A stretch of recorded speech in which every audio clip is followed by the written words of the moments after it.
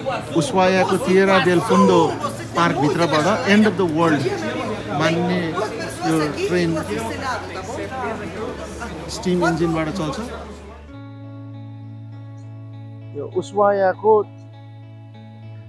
Tierra del फ्युगो भन्ने train चाहिँ 1902 मा 100 वर्षभन्दा अलिकति अगाडि बनेको थियो। त्यो चाहिँ उस्वायाबाट 12 किलोमिटर पर गएपछि करिब 16 किलोमिटर लामो ट्रेन स्टिम इन्जिनले चल्ने, अहिले यो 100 वर्षभन्दा टक्क बढी भएको त्यो चढ्न पाइन्छ। करिब 1 घन्टा लाग्छ 16 किलोमिटरको लागि। 1884 मा चाहिँ नि यहाँको अर्जेन्टिनाको प्रेसिडेन्टले यो खतरनाक कैदीहरूलाई यो धेरै पर लगेर उस्वायामा थुनौँ भनेर उनीहरूलाई ओसार पसार गर्नको लागि 1902 मा चाहिँ यो ट्रेन बनाएको रहेछ। तर पछि 1947 मा चाहिँ बन्द भएपछि करिब 40 वर्षको लागि बन्द भएर 1990 बाट टुरिज्मको लागि युज हुन्छ यो ट्रेन। 1 घन्टा लगाएर 16 किलोमिटर यानि कि 10 माइल चाहिँ नि डिस्टेन्स कभर गर्छ यसले। यो ट्रेनमा लगेपछि चाहिँ नि ठाउँ ठाउँमा रोक्दै लग्छ। एउटा यो भ्युइङ पोइन्ट हो अहिलेको लागि, यहाँ लगिरहेछ। केही कुर्तीलाई चढेपछि माथि यस्तो देख्न पाइन्छ, यहाँ पानी परेको झरना यसरी बग्दै आएर मान्छेहरू हेर्न आउने हुन्छन्। ट्रेन चाहिँ तल छ, 15 मिनटको लागि रोक्दो रहेछ।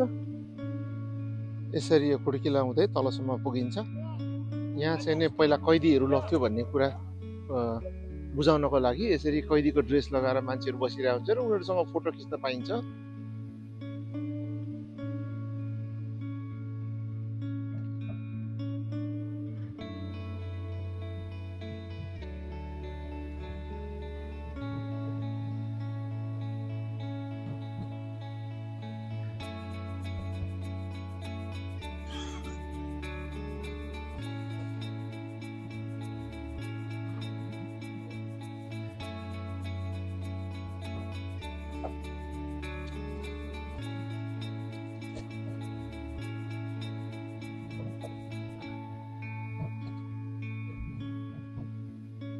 यो चाहिँ सुरुवात हो टिएरा डेल फुन्डोको पार्कको चाहिँ यो यहाँबाट सुरु हुँदो रहेछ। यो गाडीबाट चढ्दाखेरि यहाँ फक्स देखिराखेको छ, नेचुरल हेबिटेटमा बसेको यो फक्स। अब यो ट्रेनबाट उत्रेपछि पार्क घुमाउँदै उसले चाहिँ हिस्ट्री भन्दै लगिरहेछ। टिएरा डेल फ्युगो प्रोभिन्सको सिटी क्यापिटल चाहिँ नि उस्वाया हो। यो ठाउँमा अहिले घुम्न आइरहेको छु म। यो ठाउँमा बिहान एउटा टुर आउँछ जसले उसलाई घुमाउँदै लिएर आउँछ। यसको वरिपरि यो एन्डिज माउन्टेनहरू देखिन्छ र चाहिँ नि प्रोटेक्टिभ ल्यान्डहरू हो यो। यो ठाउँमा अघि एन्ड अफ द वर्ल्डको ट्रेन भनेर जुन चढियो स्टिमबाट चल्ने असाध्यै राम्रो छ। यो टिएरा डेल फ्युगो नेसनल पार्कभित्र विभिन्न साइन्सहरू यसरी राखिएको छ। यसले के यिनीहरूले एभिडेन्स भेटाएर छन् भनेदेखि 10,000 वर्ष पहिला चाहिँ नि मान्छेहरू यिनीहरू यसरी बस्दा रहेछन् भने भग्नावशेषहरू, बोन्सहरू, फोसिल्सहरू, एभिडेन्सहरू भेटेर उनीहरूले प्रुभ गरेको। अब सबै ठाउँको एउटा एउटा यस्तो स्टोरीहरू हुन्छ।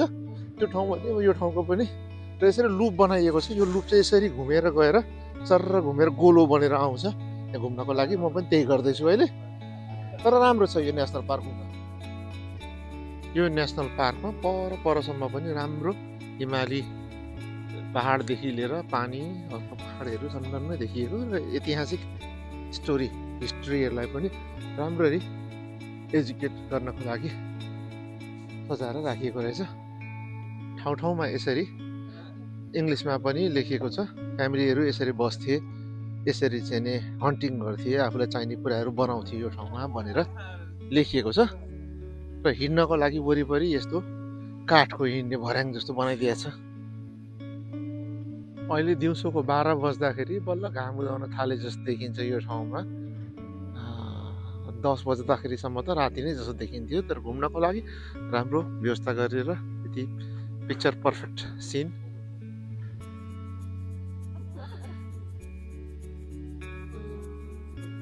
कति राम्रो। यहाँबाट पहाडको तल पानीमा पनि देखिने गरेर कति राम्रो।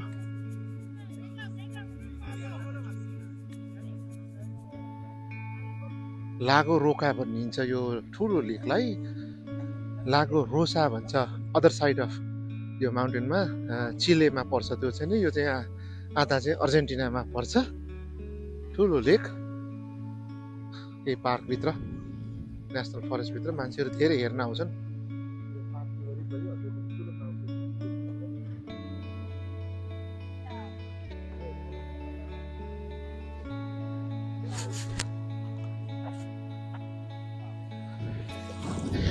मैले अहिले यो छोएको पानी चाहिँ नि लागो रोसा भन्ने अर्जेन्टिनाभित्र रहेको यो तेरा देल फ्योगो भन्ने पार्कभित्र उसुवायामा पर्छ अब यसको अदर साइडमा चाहिँ नि चिले पर्छ चिलेमा छ यसको अदर साइड अफ लेक यसलाई चाहिँ ला रोसा भन्छ उनीहरूले यो चिले र अर्जेन्टिनाको यो बोर्डर चाहिँ नि एकदमै इन्ट्रेस्टिङ छ यिनीहरू दुईचोटि झन्डै वारमा गएको थियो 1978मा चाहिँ नि वार सुरु हुनुभन्दा केही घन्टा अगाडि मात्रै पोपले भ्याटिकनबाट पठाएर ल तिमीहरू चाहिँ मिलेर बोर्डरलाई बनाऊ भनेर चिलेले क्लेम गरेको कति भूभाग चाहिँ उनीहरूलाई दिएर अर्जेन्टिनाको मान्छेहरूलाई चाहिँ अर्जेन्टिनालाई चाहिँ तिमीहरूले त्यहाँ जाने अधिकार राइट्स चाहिँ नि स्थगित पाऊ भनेर त्यसरी मिलाएर गरेको थियो त्यसको पनि एउटा राम्रो उदाहरण हो कसरी पोपले चाहिँ नि वार अभोइड गरेको थियो भन्ने कुरा सो इट्स भेरी ब्युटिफुल उसुवाया भन्ने यो सहरलाई चाहिँ नि एन्ड अफ द वर्ल्ड मानिन्छ उसुवायाको सानो मोडल बनाएको रहेछ यहाँ यसरी बुझाउनको लागि जुन सानो सहर छ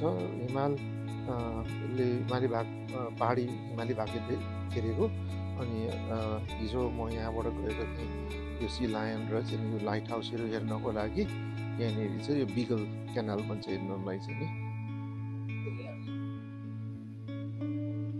यो जहाँ पनि यो उसुवाया फिन देल मुन्डो भनेको देखिन्छ जसको अर्थ स्पेनिस भाषामा लेखिएको एन्ड अफ द वर्ल्ड हो किनभनेदेखि यो साउथ अमेरिकाको सबैभन्दा तल्लो भूभागमा पर्ने यो ठाउँ यहाँबाट 1100 किलोमिटर जुन कि एबाउट 650 माइल जस्तो पर्छ त्यतिमा चाहिँ नि एन्टार्क्टिका पर्छ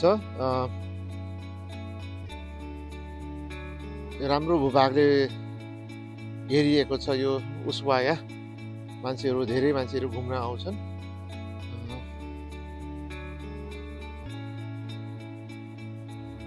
यो अर्जेन्टिनाको उसुवाया दुईटा कारणले गर्दाखेरि फेमस भयो बनेकै दुईटा कारणले हो एउटा यो अर्जेन्टिनाको नेभल एकाडेमीको लागि नेभीको लागि अनि अर्को चाहिँ नि यहाँ खुङ्खार कैदीहरूलाई थुन्नको लागि धेरै टाढा लगेर यहाँ थुन्यो भनेदेखि यिनीहरू भाग्न कहीँ पनि सक्दैनन् भनेर बनाएको जुन नेभल एकाडेमी चाहिँ यो हो र प्रिजन जुन बनाइएको थियो हाम्रो सान फ्रान्सिस्कोमा चाहिँ नि यो अल्काट्राज आइल्यान्ड भन्छ त्यस्तै गरेर बनाइएको यो प्रिजन चाहिँ नि यो हो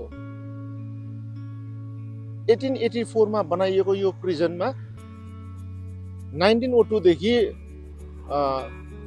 प्रिजनर्सहरूलाई लिएर आउन थालिएको थियो र पछि अति नै गर्न थाले यहाँका जेलरहरूले र त्यहाँ अत्याचार बढी भयो भन्ने सुन्नमा आएपछि यिनीहरूले यहाँको सरकारले 1940 मा यो चाहिँ नि बन्द गर्यो 47 मा बन्द गरेको छ अहिले यसको टुर पनि हुन्छ यसको चाहिँ यो उसुवायामा अहिले हामी सिटी टुरमा गइरहेको छौँ सिटी टुरमा जाँदाखेरि फर्स्ट अफ चाहिँ उसले यो क्र्याबमा लगेको छ यो ठाउँको लोकल क्र्याब चाहिँ किङ क्र्याब भन्छ त्यसको एज अ साङ्केतिक सिम्बोलिकली यसको यो स्ट्याचु बनाएको छ यो ठाउँमा आज भरे यो खाइन्छ भने सिटी टुरमा घुम्दै आउँदाखेरि अहिले अर्को नेक्स्ट स्टपमा आएको यो वरिपरि पहाडको यो हिमाली पहाड देखिने ठाउँ चाहिँ नि 12 महिना यस्तो हुँदो रहेछ यो ठाउँमा अलिकति टुप्पोमा हुँदो रहेछ समरमा पनि हुँदाखेरि अब अहिले चाहिँ नि यो जुन सिटीको मेन एरिया थियो त्यो त्यहाँनिर छ पारिपट्टि हामी अहिले यो पारी यतातिर आएको चाहिँ नि यो पुरानो एयरफिल्ड भन्ने ठाउँ रहेछ त्यहाँबाट हेरिरहेको छौँ अनि परदेखि यो चाहिँ एउटा यहाँको 5 स्टार होटल हो एउटा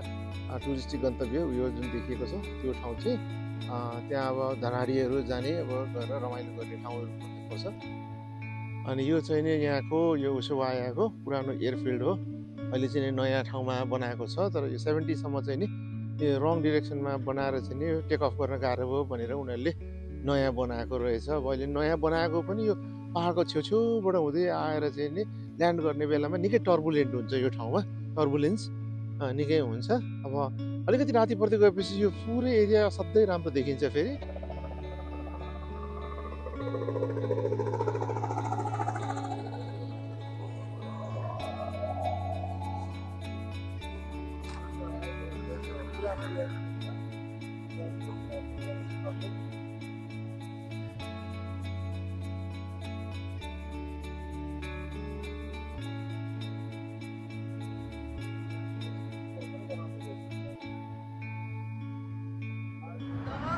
यो उसुवाया भनेर लेखिएको साइनको अगाडि जुन एउटा आइल्यान्डको म्याप छ यो चाहिँ फल्कल्यान्ड आइल्यान्डको म्याप हो जुन चाहिँ यहाँबाट 300 किलोमिटर जति पर पर्छ।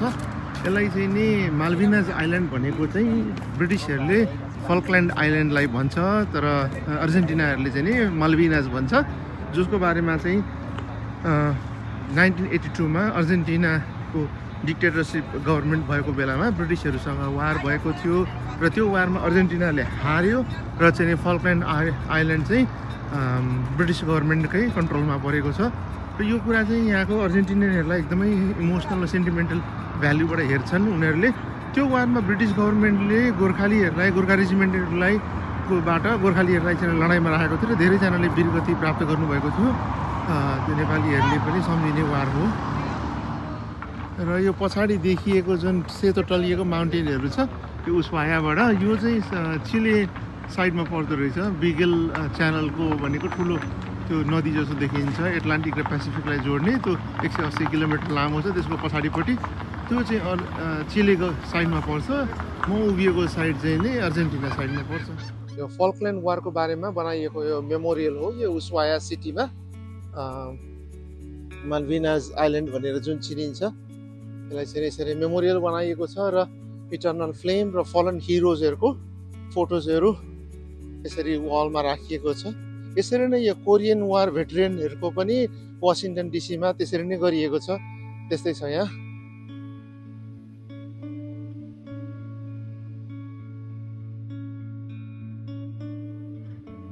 यहाँ देखिन्छ 1982 2 डिसेम्बरमा माल्भिनाज भनेर यसरी राखिएको छ। यहाँका धेरै व्यक्तिहरूको यो उसवाया नजिक भएकोले गर्दाखेरि धेरै व्यक्तिहरूको आफन्तहरू यसमा वीरगति प्राप्त गर्नुभएको थियो र त्यसको लागि कतिजना मेमोरियलको लागि उहाँहरू त्यो माल्भिनाज आइल्यान्ड जान कोसिस गर्छन्। तर जानको लागि अर्जेन्टिनियनहरूले चाहिँ चिले गएर मात्रै जान पाउँछ, सिधै जान पाउँदैन रहेछ। यो उसवायाको अर्को भ्यू पोइन्ट हो घुम्ने क्रममा, सिटी टुरको क्रममा। यहाँबाट यो देखिएको अगेन यो साइडको पुरा यिनीहरू चिले साइडमा पर्छ। चिलेको लास्ट यो वर्ल्डको सबैभन्दा लास्टमा रहेको यो ठाउँलाई चाहिँ नि बस्ती एउटा पोर्टो विलियम्स भन्छ चिलेले, र यो उसवाया चाहिँ अर्जेन्टिनाको साइडमा पर्छ। उनीहरू दुईजना एकअर्कालाई कम्पिटिसन गर्छ। चिलेले चाहिँ नि होइन हामी पो एन्ड अफ द वर्ल्डमा हो भनेर उनीहरूले बस्ती खडा गर्न खोजिरहेछ। तर यो उसवाया चाहिँ नि अब इस्टाब्लिस्ड बस्ती हो। 90,000 जना जति बस्छन् यो ठाउँमा यहाँको बासिन्दा। यो अहिले म भएको ठाउँबाट माथि हेर्दाखेरि एउटा होटल छ यहाँ। हामी आएको अहिले गाडी चाहिँ यो कारमा आएको हो, ल्याटिट्युड उसवाया भन्ने टुर एजेन्सीले घुमाएको। र यो चाहिँ नि विन्ड्यामको होटल हो, त्यति राम्रो छैन भन्ने मानिन्छ। त्यो चाहिँ ठ्याक्क माथि ग्लेसियरको तल पर्छ। यो ग्लेसियर छ यहाँ एउटा सानो खालको